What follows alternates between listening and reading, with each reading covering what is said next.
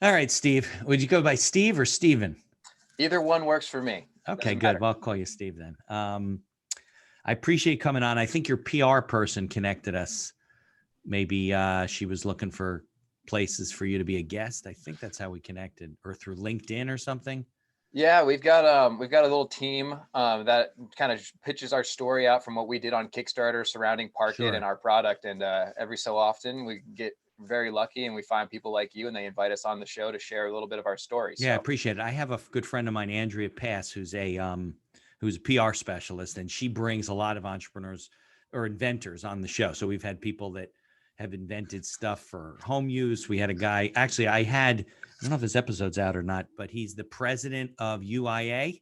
United Inventors Association, which is probably something you should look into, because they have a lot of resources for people that are inventing stuff. He was back in the 70s and 80s, or 80s and 90s. Maybe I'm making him old, but he did a lot of the early kitchen stuff, like when they were selling olive oil sprays and you couldn't just buy it off the shelf in a spray in Yep. those days. And he sold a lot of that kitchen type of stuff. But now he's the president of United Inventors Association. I can introduce you to him. But I appreciate you coming on the show. I know you said you appreciated me having you, but it supports us. And we're going to tell your story today. So you're 85, so you got a long life story to tell us. And we're going to be here for a couple of hours. Right, exactly. So, but you are young, and you're really doing well with this whole venture. But why don't we go back a little bit? Because I know you've been with some brands that we've all heard of and worked in an industry. And then we could talk about how PARKIT came about and or the Voyager really, but how the whole company came about, what's going on with that.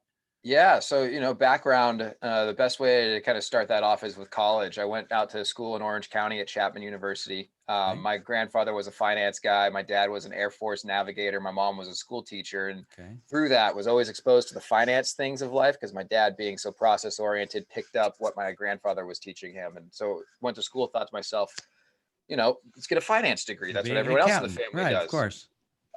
Junior year, got an internship with a bank and was like, this is not what you want to do. This is not for me. And Right. that's really where I can pivot, the mindset of like, this is what I want to do with my life. And this is how I'm going to pursue it.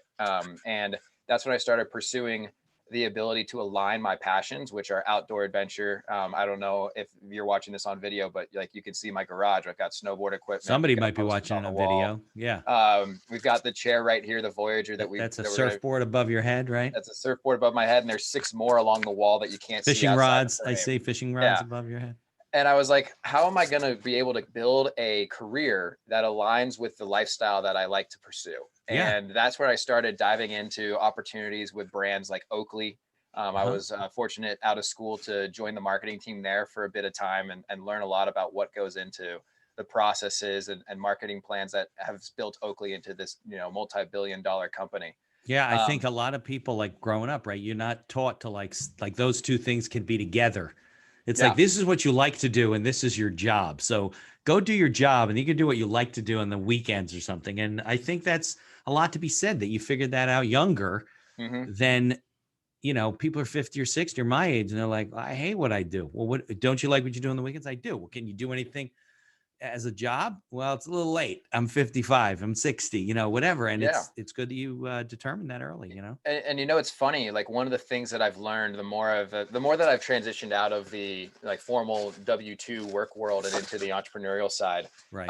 the more I realize that I actually don't enjoy the weekends anymore because I don't actually get to do what it is that I like to do, which is run my business and do the activities and build the brand and do the storytelling that makes PARKIT what it is. Yeah. And that's really what I was doing at Oakley. Was we were going in the surf shops and snowboard shops, and we were figuring out how we could make Oakley present itself better. And, that meant traveling to Utah. That meant traveling to Tahoe. It meant going to all these incredible places. So Monday through Friday and Saturday and Sunday for me were all the same. It Right. all started to blend together. And that's where I recognized, hey, like you love this and you get excited about it. You don't have the doldrum of, oh, I want to wake up on Monday and hate that I have to go to my job. It was, I'm excited to go there. Sure.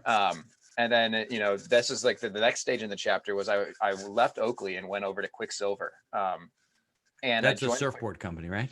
yeah, Quiksilver is one of the largest surf and action sports brands in the world. They used to be traded on the New York Stock Exchange. And I believe at one point were valued close to $1 billion. I don't know if they ever broke the beeline. Okay. Um, but very different circumstance than what I experienced at Oakley in the sense of where the company was in its life cycle. Right. Oakley had just been sold to Luxottica for X amount of billions of dollars. Quiksilver, within the first 2 weeks of me being there, we have an all hands meeting. Everyone's gathered into the center of the warehouse. And the CEO and the executive team just drops on us. We're filing Chapter 11 bankruptcy. We're restructuring. We've brought in this company that's going to help us fund all the restructuring. Right. And I just remember being like, all right, I'm 24 and I have no idea what any of this means and did not plan on really experiencing that when I jumped from Right. Oakley to Quiksilver. I thought I was moving more into a surf direction. And what that exposed me to was really the confidence to build my own business, I think, at the early stage that I did, because I got to see what Oakley did that was so process oriented and so efficient. And I got to learn what mistakes Quiksilver as an organization had made across all of their brands to put themselves into a bankruptcy situation. Right. And then over the course of the next year and a half, the marketing team I was on, we did everything that we could possibly do to reassert the dominance of what they say the mountain and the wave, that logo that you see from Quiksilver across the action sports industry. And, in the years to follow, the brand really made a complete U-turn and the organization is headed in the right direction. And I remember sitting around a couple months into the turnaround once we had launched the new campaigns and recognizing, wow, we're seeing direct results. We're seeing complete 180s and things and because of the things that we're doing. How can you do this in your own life? Because my uncle is an entrepreneur. He's an incredible mentor of mine, has always been pushing me down the entrepreneurial route probably since I was 12 years old. Right. And more people, I started to recognize, could sense that. Steve, let me just interrupt you. I think your mic is rubbing on your jacket. So maybe you want to hold that in your hand because I want it to sound good for you. Yeah, sorry about that. That's better. No, I don't want it to sound bad for you. So no, I appreciate that. Okay, good. But yeah, so I had these people that were projecting to hey, you should probably look into entrepreneurship. And within these organizations, you have a specific kind of scale that you have. It's you start at coordinator, you move to manager, from manager, you move to director, and there's a specific kind of time frame that you have to fulfill before you can even be looked at to move into one of those situations. Yeah. And so with those types of changes and those types of restrictions being placed on me, I was I have a lot of things I want to try and do, and I want to do them faster than what that scale looks like. Right. And, when I combined the thought process of what I learned with process and efficiencies with Oakley to the U-turn we made at Quiksilver, it just drew the line of, how to drive this and what mistakes potentially not to make. Still going to make a ton along the way. That's how you learn, Exactly. I don't want to make it sound like it's easy sailing because of that experience, but it definitely put me in a mindset to recognize we've U-turned a multi-million-dollar business. What's stopping me from U-turning, my own entrepreneurial venture into a profitable venture? And, right. Sure. Well, you probably realized a lot early on, like a lot of entrepreneurs, that you're more right brain than left brain. You like to be creative and you like to create things. And that's why the numbers didn't excite you.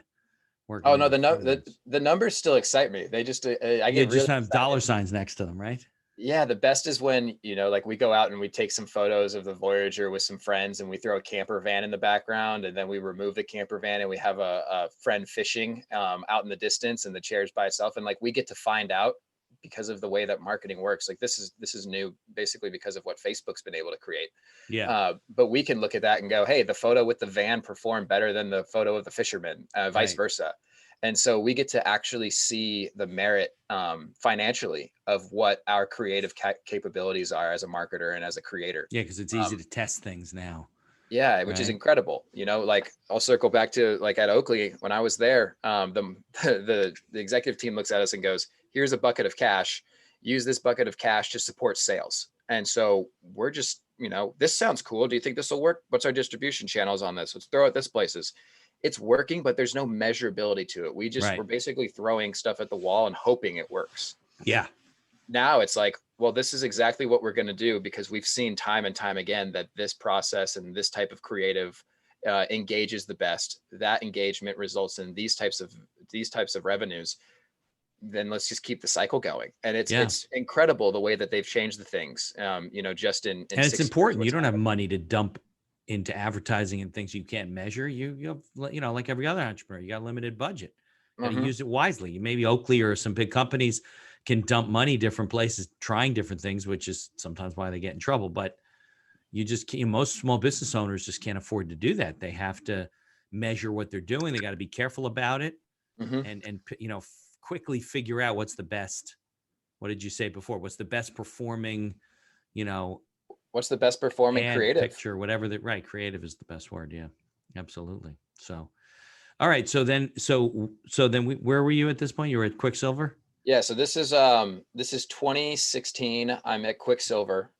And a buddy of mine, who is a peer of mine, same age, he went to USC. He launches a direct-to-consumer watch brand called VOYAGER.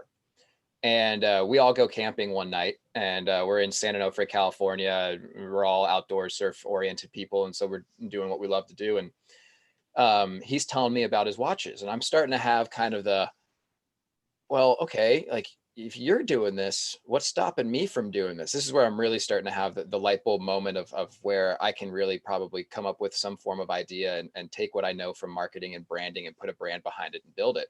Right. And he starts sharing with me like all the things that they've done and all the things that he's learned. And he's explaining like global supply chains and Swiss made pieces and Chinese made pieces and American assembly pieces. And I'm like, this is a hell of a puzzle. What's your plan for branding? And he's like, like, that's not his world. He's not the marketing branding guy. He's much more the product and the sales and supply chain. He's the back end. He's more the COO than the CMO. Got it. And so I'm like discussing these things with him, and I'm like, like we could put a brand together. And he's like, I don't think we really need to do that yet. But well, wasn't you said it was called VAER? Yeah, VAER. VAER. Oh, like here, VAER, over there. So was that was the name of the watch, or that was the name of the company? That was the name of the company. Okay. And but they had one product basically. Yep. Watches, which they're killer watches. If they're still around. Oh yeah, still around. Okay. They're doing great, growing really, really well organically. In fact, he'd be another person I think would be worthwhile to reach out and have on your show. Sure. We'll wrap up on the contact details for him afterwards. Right. But yeah, we won't. Yeah, don't want to throw the audience. This is how you get in touch with this guy. So, but yeah, we're sitting around the fire and we're talking about stuff, and I'm starting to have this like realization of, if he's doing all this, I could figure this out. I've got these elements to the table that I can bring, and I can learn these things. And yeah, it was drawing a more clear picture for me. And that night, like of all nights, he goes to sit down in his chair, and it completely blows open on him, like in the seat area. And it was almost like watching one of those moments in elementary school where your friend leans too far back in their chair, and then there's the big crash and everybody laughs. And that was the light bulb moment for me when I went, oh my God, there it is. That's the product. We bring these products everywhere we go, whether it's the beach, whether it's snowboarding, and we're pulling them out to put on our snowboarding boots and sit on the snow between laps. It's when we're fishing. It fit everything that we like to do. And we've all bought a new one every year for the last, 10 years. And that's where I went, oh my God, we could build a better one that's durable. It's long lasting. We could build the functionality that we want into it. And from there, it was kind of grab the pen and paper. Let's write down let's write down everything we can think of. And over the course of the next 2 years, I put together a very firm foundation of like the brand and what it would stand for. Right. I came up with the name PARKIT. So you didn't, interestingly enough, you didn't it wasn't just that you said, wow, this chair tore and we can make a better chair. It supported all the things you were trying to do. Like you use it. Yes, exactly. Right. Got it's That's a product important because, some inventors don't use their stuff that much. They just thought it was a good idea. Yep. No, it's like, it was a product that we used. It's a product that we all were always complaining about. And it was just the light bulb moment for me where I knew that I could take the creative mind space that I have and apply all of the branding and all of the marketing strategies that made brands like Oakley, Quiksilver, Nike. Like, think of all these apparel brands that live by their certain values. And the best example is Nike's Just Do It. Right. They threw Just Do It on a magazine and a poster back in the 80s, just like, let's see what happens. And it became one of the most recognizable slogans for a company and what that company stands for. And now it's associated to all the athletes and all it's not so much that, hey, Nike makes shoes. It's that Nike stands for these values. Right. And we happen to have shoes. And for PARKIT, we're about the enjoyment of outdoor exploration. We want to go outside and spend time with our friends and our families, and we want to be comfortable and enjoy what we're using while we're doing it. And that was really the piece of the puzzle for me where I went, oh my God, this fits everything that I've been wanting to build.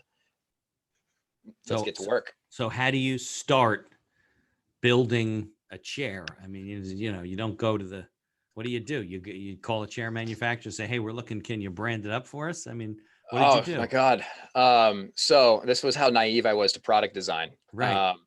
I took one of the chairs that I had, which was an old classic lawn chair that you'd see in like the 50s and 60s. Right.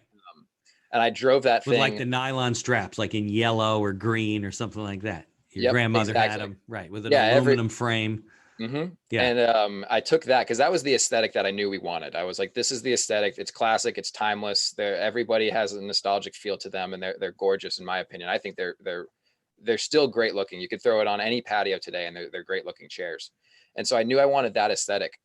And I just drove that thing to like metal shops and woodworkers and was like, would you guys know what to do? And they're like, what are you thinking? Like looking at me like I'm like some crazy 27-year-old kid, just like, right.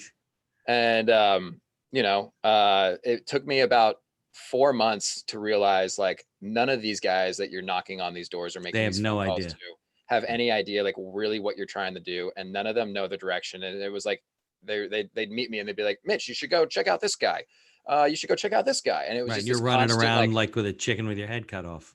Yeah, just like maybe this guy's going to know what to do. And eventually I went on LinkedIn and I wrote, I have an idea for a custom consumer goods product and I need help building it. Does anyone have any advice? I'm not really in a position to share details because it's just so early on. Right, of course. But that's smart. You reached out to networks that are real and you can post a question and yep.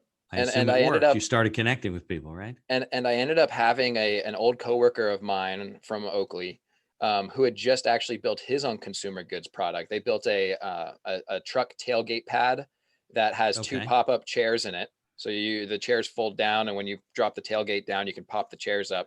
And then they built a cooler between the 2 chairs. And I was like, well, this is oddly like this is one of those moments where it's like, hey, God's putting the right guy in front of you. You got to talk to him about like how it is that they got this product designed. And so he and I get on the phone and he explains to me his product and I share with him. Yeah. So what was that? That was like the tailgate flips down and it was a pad that sits on top of the tailgate. And where did the chairs go? So they're just a little pop-up thing. So it's built into chairs, the pad. Like when exactly like stadium chairs. And so they took the stadium chair concept, built it into that. And then there's a cooler. Then you flip them up and you sit on the tailgate. Yep. And then there's like a center console where there's a cooler that you can just flop open and grab your drink and then close that. And then when you're done, you fold it and you just flip it up and it sticks to the tailgate still. Yeah. And you just drive away. What about the cooler? Where does that go? It stays right there. It's all one piece. Doesn't open. Okay. Yep. And so he and I are talking. Still available in the marketplace? Yes, it is. Okay. That company's called Cache, CACHE, after the mountains in Utah. That's where they're based out of, is Utah. So he and I chat and I explained to him, I want to build the ultimate outdoor chair. We want to take the style of the classic 50s and 60s ones and we want to put modern features in it. We want to put what people want in it. We want to put a solid cooler in it. There's a lot of chairs out there that have a storage compartment or a cooler built into it, but they're placed on the backrest. And so if you wanted to actually get to it if you're sitting there, right? Yeah, you either have to stand up and go get what you want out of it, or you have to do what I call like the weird giraffe T-Rex arm where you got to reach your neck or arm around. You dislocate your shoulders. What happens? Exactly. And that's not practical. You got to get up. I mean, that's what it comes down to. You got to get up and you got to go around the chair and take your stuff out of it. Yeah, you got to leave the comfortable position you're in and then go find the drinks that you put in the cooler that didn't even stay cool because it's not really a cooler. It's just a little pouch that's waterproof. It's just so we went through the drawing line of like all the things I wanted to improve with it. And he was like, you need to talk to the guys that helped us design our product, Klugonics, and they're a product industrial design firm in Utah. It's led by also a younger guy. His name's Jason Klug, and he's in his probably, I think, early 30s. I don't know for certain. But he started Klugonics basically out of his garage. I think 5 or 6 years ago. Engineer, an architect? Engineer. So they do like AutoCAD they're using basically to design these things or similar systems? Yep. And now they've got this incredible office space in Utah with 3D printers and a team of engineers and product designers. And I get on the phone with him and I'm, like very new to what's going to happen in product design.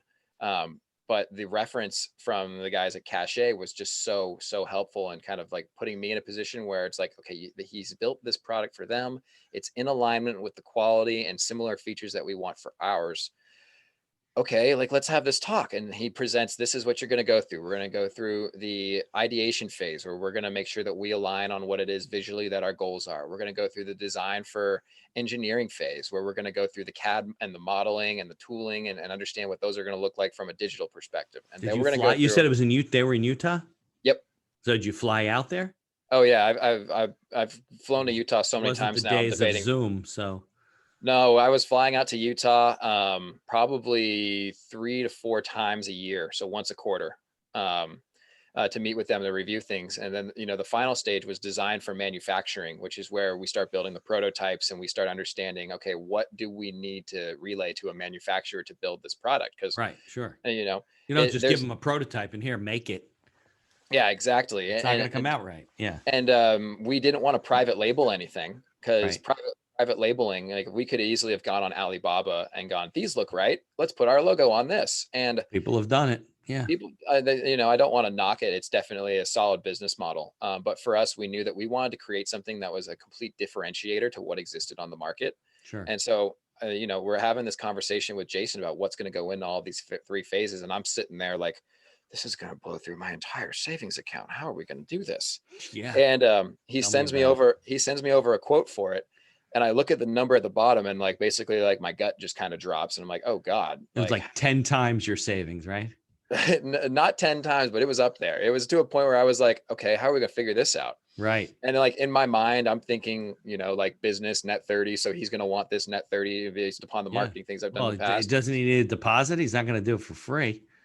Exactly. Well, he's going to need a deposit, and then he's going to need, like, the best thing about it was he explains to me, no, but this is all over the course of the timeline that it takes us to produce this. So if this takes us 6 months, you'll pay the full balance in 6 months. If it takes us 2 years, it'll take right. But you're not selling any product, because you're working on creating the product. Yes. But at the same time, that was the part where I went, oh, okay, perfect. I can start opening up. I can still contract. I can still be an independent contractor and a brand consultant and work with all these brands. Yeah. Making money to fuel this while we design this, and it puts me in a very good position to kind of delineate that risk. Right.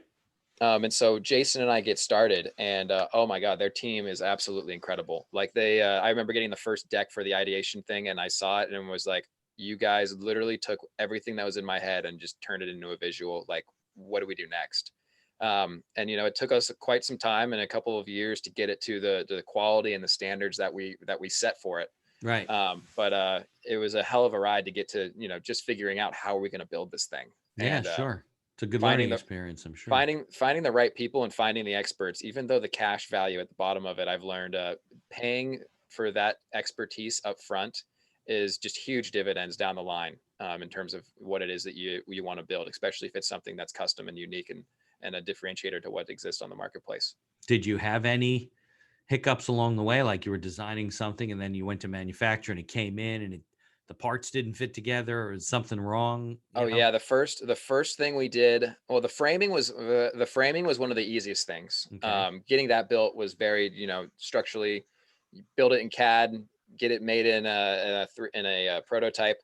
Oh, hey, there's a little bit of a tweak here, there's a tweak here, so subtle angle adjustments. That was not a big deal.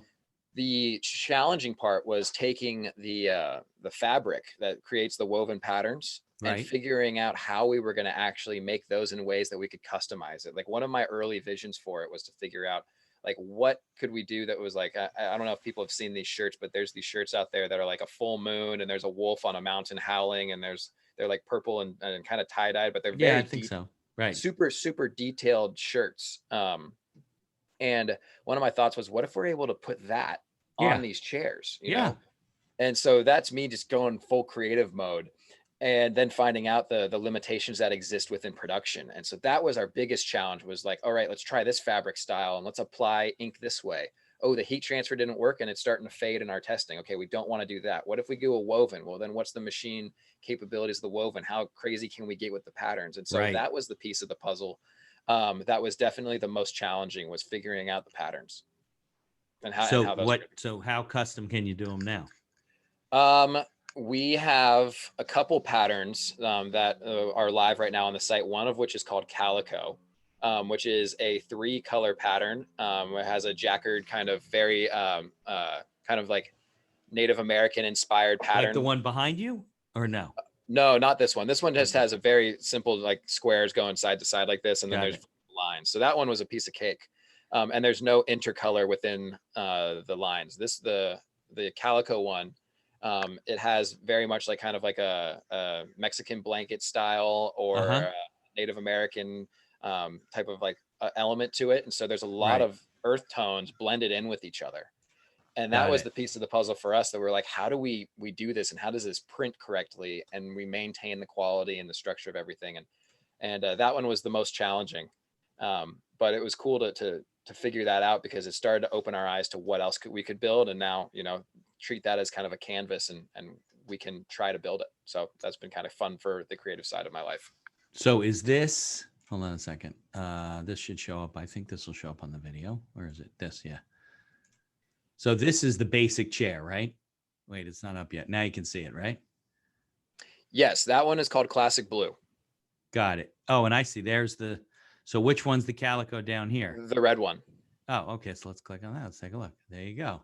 So you can see Very nice. More intricate. Yeah. Yes. And that was one of the pieces of it where, as we're starting to figure out, like, these are what the machine capabilities are, like we've drawn up all these crazy designs and crazy patterns. Yeah. And then we learn the machine capabilities, and we're like, okay, well, how are we going to figure this out? And we had some really elaborate designs, like I was mentioning, like the wolf, like the one with the wolf and all that other stuff. And Right. there's But still the ways machines themselves can't produce this woven, right? Because it would have to be printed on this whole woven thing. It would be difficult to do. Yes, exactly. And so, but we figured it out, and we're getting all the photos from the factory samples right now, and they're looking solid. And like, we're really, really excited to get our hands on these things tangibly and get them to our backers. So they're going to be stoked. Yeah, because you're waiting for your first delivery, right, to come in 2021. Yes. Yep. So where are these being manufactured? Overseas? So yeah, so we're doing all of our manufacturing overseas in China. Right. That has come with a whole slew of new challenges that, I'm sure, as an entrepreneur, I was not necessarily versed in understanding any of it. One of the things, for example, is freight. And for anyone, who's thinking of importing a product, you're going to either do two options. You're going to air freight it, or you're going to ocean freight it. Ocean's cheaper, but it takes longer, right? Ocean's cheaper. It takes longer. But right now, a very unique market condition that we're experiencing is that containers are being used at all of these shipping ports as extra storage for PPE equipment. And so when we place these massive orders overseas for masks and gloves and all this stuff to fight COVID-19, they ship that stuff over. And we somewhat, like, if you think through the US cycle of COVID-19, we had a spike early in the spring. We've had a downturn during the summer. And right now, when we're recording this, it's getting close to Thanksgiving, and we're starting to see another round of spiking. Yep. And so those containers that they ordered earlier in the year have been sitting in these ports basically since the summertime, preparing for basically, round two, our country versus COVID. And that's taken up supply of containers. And so there's a shortage in supply of containers. Think about that. Yeah. No, you don't. When you're thinking of stuff, you're like, oh, cool. Like, container cost is on average this much this time of year. There's this many boats. There's this many containers. This is the variance that we should forecast for. Well, X amount of containers are out of commission, filled with PPE equipment, just sitting in these ports. And that makes a shortage, which causes, an increase in demand, and that causes a price increase. And right now, some of the freight costs that people are seeing are upwards of 3 to 4 times what you would normally be paying to ocean freight. And you can only pass so much of that on. You already have your pricing listed, right? So, oh yeah, exactly. And so we're having $100 price increase, and there's like a 50% increase in your price to cover additional costs. But you don't really think about things that disrupt the global supply chain until you're in the thick of it, Yep. Yeah, like in your mind, one of the funnier things that I saw on Instagram recently was a screenshot of, I don't know if it's a real screenshot of Elon Musk's notes, but if it was like, it said like, sell PayPal, and then it was like split. Basically, it was like 5 bullet points, like sell PayPal, start Solar City, start Tesla, start SpaceX, do these things, result here, right? It was like, this is the very linear 5-step plan. Right. Well, like that's easy to look at and think about. And then when you get into the layers of that, like they're just, it's the definition of like the Shrek onion, like how deep do the layers of this thing go? Yeah. And you start to find these things where you're like, wait a minute, the quote we got for one container to cross the ocean in the spring of this year was $2,100. Now we're looking at a quote for it to, let's say, $4,800. What caused that? And then you got to go figure out what that is, because you got to report that in some understanding within your own balance sheet and income statement going, Right. okay, these are the adjustments we have to make. What is this going to do to our bottom line? And then when you're Right. an entrepreneur in your very early stages, you know, that increase, that type of price increase into your forecast can make or break what it is that you're doing. Plus, you're on pre-orders, right? So you guys have taken a lot of orders in at a certain price. You can't raise the price. People have paid already. Yep. You got to deliver the product. Yeah. Could you imagine if, you know, like, and we're not alone in this. There's No, of course not. a ton of Kickstarters this year that have been incredibly successful that are also doing their production overseas in some capacity. Right. And we're all sitting there looking at it going, well, do you guys want to split a container with us? We have 7, you've got 5, but our 7th one is halfway full. Do you guys want to split that Oh, one? really? Like the cool thing about the Kickstarter community is that based upon, you know, you're very forward about your product up front. And right, we can get into Kickstarter too. I know that there's probably a lot of people out there who are like, what's Kickstarter? Yeah. But the Kickstarter community itself is a really cool place for entrepreneurs, because you can go through everybody's projects. And one of the rules is basically transparency. Like you're upfront with your backers. And within your story, you typically present a timeline of what you're trying to do. And so as an entrepreneur, you can go through and kind of be like, identify these products look like they're probably being made the same area as us. Right. Let's basically go sales mode and send as many emails to these guys as we can to see if there's synergies we can use to basically reduce our cost against our logistics. And so does Kickstarter have like an interactive section for the businesses that are promoting their products to interact, or you got to kind of do that on your own? You have to do it on your own. Okay. But you know, it's not the most challenging piece. It's more so just time consuming. Right. But you're able to go in there and, you know, like there's a company out there that made these really cool waterproof jackets that fits the outdoor world. And so there's a lot of ways you can find these companies that are in the same startup phase as you, that are also looking for collaborations and support from other brands to, one, get their word out. You know, if I share it with our Kickstarter audience of 2,200 backers and he shares it with his Kickstarter audience of 2,800 backers, you know, that's a win-win for both of us. And let's find other synergies that we can do. And the Kickstarter community, through their messaging platform, like it's just a really cool place for entrepreneurs to work with other entrepreneurs and find solutions that are working for them, and you know, take a little page out of their book and apply it to your business. Yeah, I think maybe Kickstarter, if they're listening, should take a page from you, and they should build a community that's maybe, you know, connected to your profile. It's not open to the public, but it's open to the businesses and the entrepreneurs that are on the platform, so they can interact and be collaborative. And I mean, especially look what's happening in the world, right? We got to be resilient. You got to make adjustments all the time. You probably don't know what you're walking into every day with the stuff that's going on in the world, right? Mm-hmm. I don't know what you were doing back in the spring, but a lot of people, their whole supply chain shut down. The factories were closed, Oh yeah. you know, whatever. I still consult for a handful of brands, you know, like we're still in such early stages where if I can keep that consulting money coming in, Yeah, you need the income coming in, sure. And I can reinvest what I would be paying myself from PARKIT, you know, back into PARKIT. Right. That's just going to help the business grow more. And so those are the sacrifices that you have to make as an entrepreneur. But I've got clients who have tons and tons of orders that are just incredibly back ordered because their factories shut down. One of them, the factories never even came back. Yeah. And Never so they reopened, huh? and they never reopened. They had to go source a new factory. Their product was getting hit with the 25% Chinese tariffs. They moved all of their production capabilities to Taiwan, but they missed out on the entire summer of sales. Yeah. And so there's a lot of things that a lot of businesses are challenged with every day. And, you know, like we wake up on November 3rd and we go through the election cycle that we've gone through. And, you know, by all means and purposes right now, it sounds like we're going to have a different president, which means on January 10th or January 20th? 20th. Which means on January 20th, you know, January 21st, we could have the tariffs on China could be gone. That changes the entire situation for a bunch of companies all over again. Absolutely. So, and it probably will be. That's what's going to happen. And I think that, you know, if there was a platform where you could, like you did on LinkedIn, where you could post a question or, hey, I need help with this, or do you guys have any room in this container? You know, it might be a lot more efficient to deal with all my factory in the Szechuan province, I don't know anything about China, but in the Szechuan province is shut down. Just want to preface that is shut down. Does anybody know? Are you dealing with a factory that can handle this? And I think that would be valuable to all the business owners. And you got to do it kind of on your own right now. Yeah, no, you have to do it on your own. Like the company that I do some consulting for that had their factory just completely, ghost them for the most part. Yeah. They're working with a new sourcing agent to figure out all their Taiwan production and build that supply chain. Right.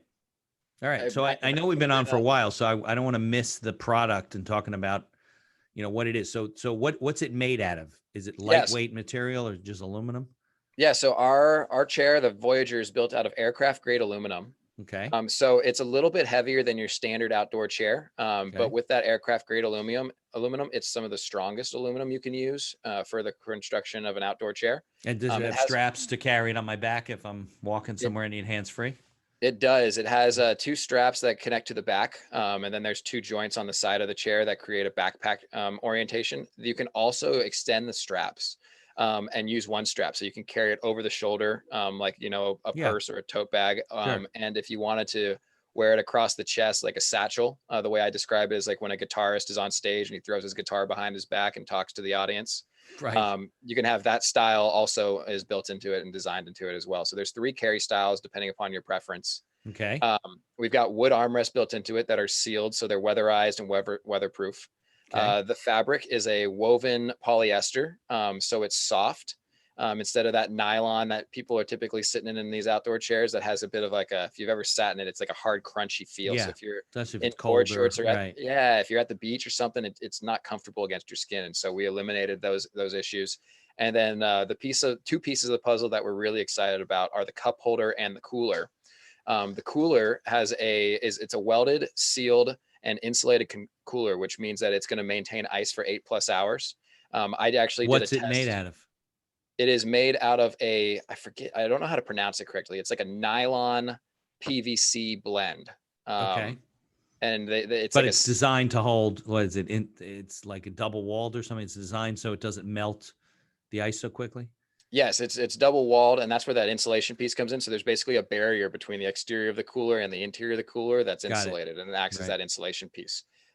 We've also got 2 exterior pockets on the outside of the cooler that, because of the barrier, they're basically shielded from anything that would be inside the cooler. So if the ice begins to melt and maybe you have some food in there or something happens and there's a spillage, that's not going to seep into those pockets. And so you can store your phone, your Kindle, if you like to read a Kindle at the beach, a book, all of those types of things can go in the pockets. And so you really have this one-shot product that you can carry to and from your car to the place you are with. And that's removable. Like you can leave your chair in the car and take the cooler if you need to, or vice versa. Yep, exactly. We built, one of the things we also focused on is we know that not everybody is going to always want a cooler with them. If you're traveling in a van, which my girlfriend and I, we have a van Ford Transit that we're building out.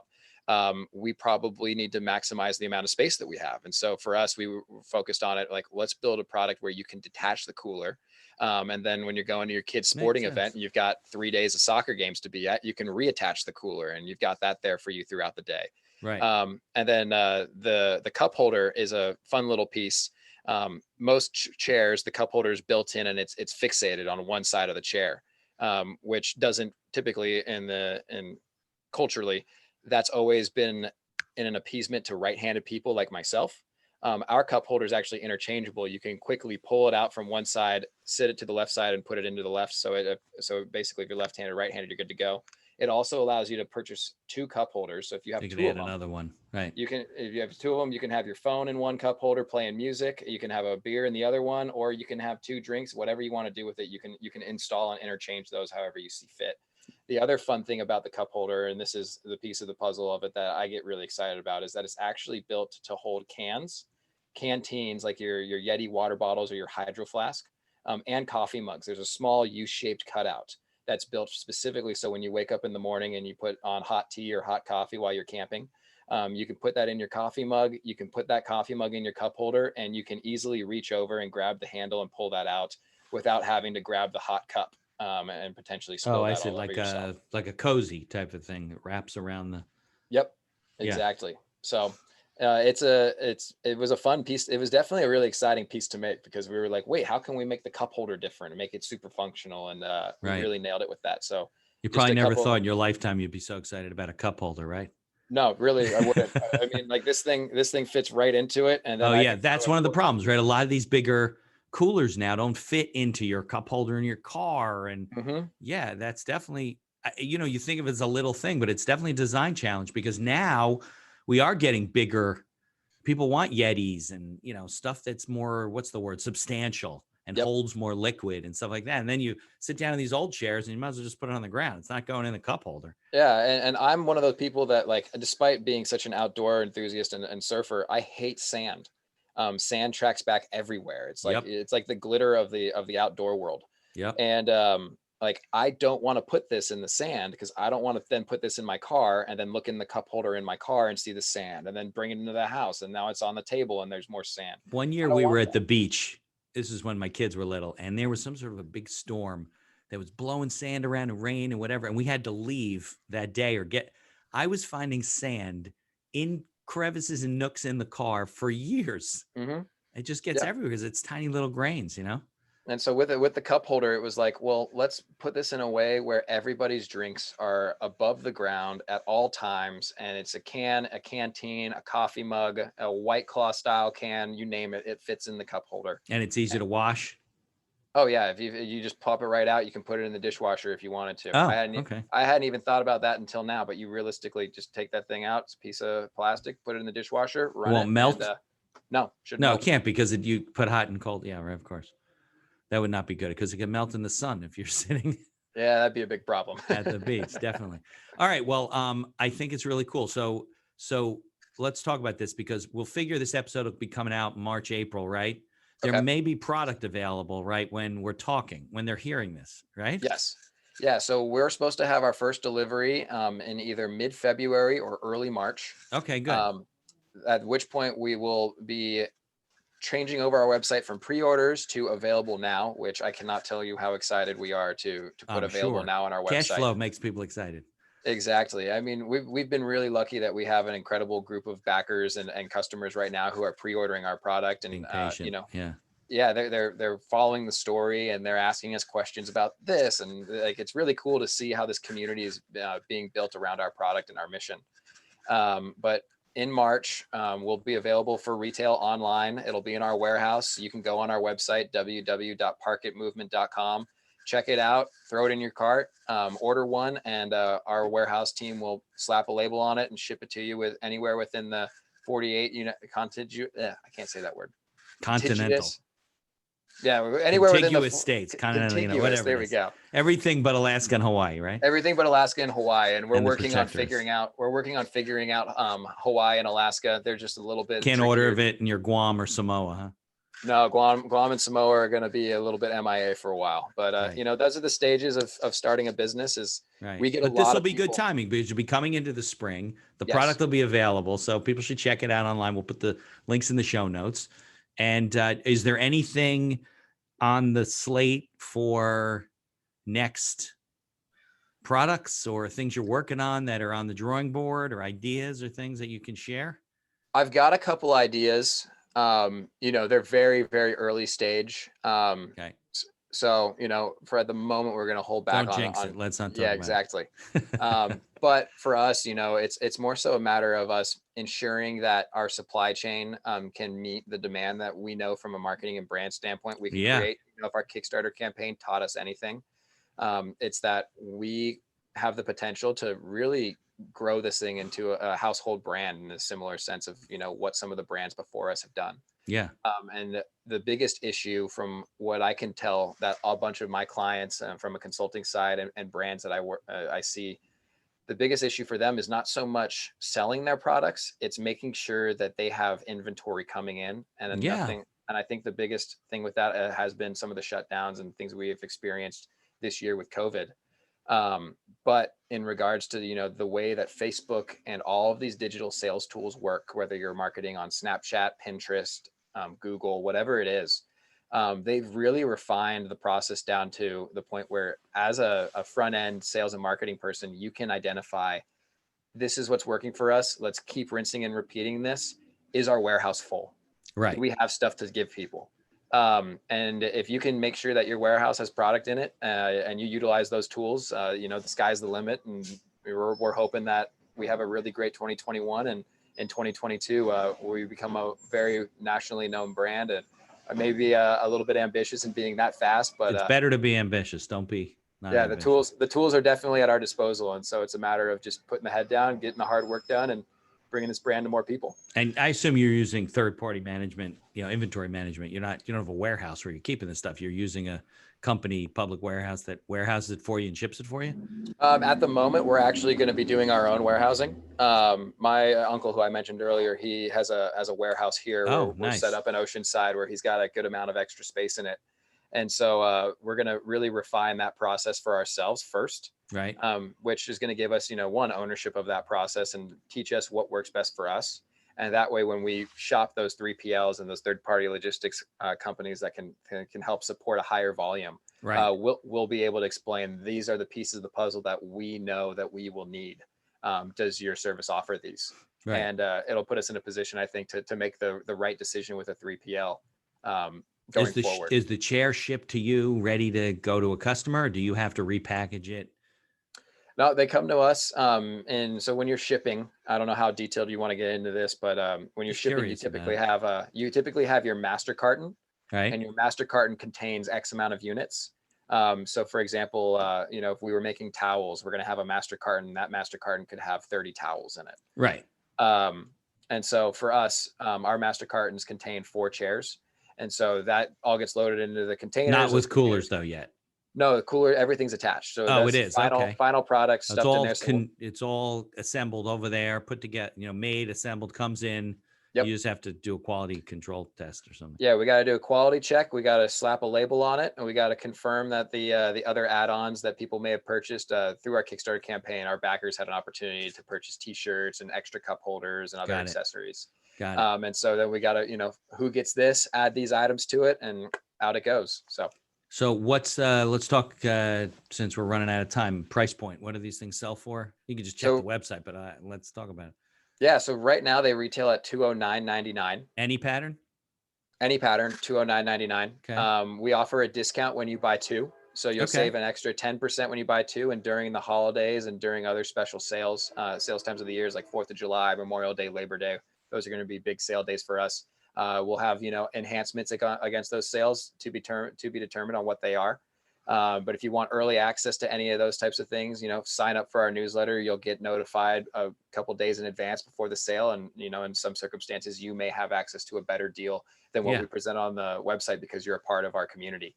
And they can sign up right on your website. Was it parkit.com? PARKITmovement.com. PARKITmovement.com. Okay. And they could sign up for the newsletter right on the website. Yep. Right on the website. All right. Well, we'll put the show notes in there. I appreciate you taking time out. It's the middle of the day out there, so it's 4:00 here. I don't want to take away from your surf time. So, and we got lucky. We had no trains and no, what was the other one? The lawnmower or the garbage men? Yeah, the garbage men. Right. Yeah. It's Friday. We typically get all the trains of people from LA going through Oceanside to San Diego. Right. And then we get the garbage guy going around the neighborhood, picking up all the trash. And we've avoided both of them today. That's good. Well, I appreciate you coming on and thanks for joining me. Yeah, no, thank you so much for having us. It was fun to discuss all this stuff with you guys. Awesome, Stephen.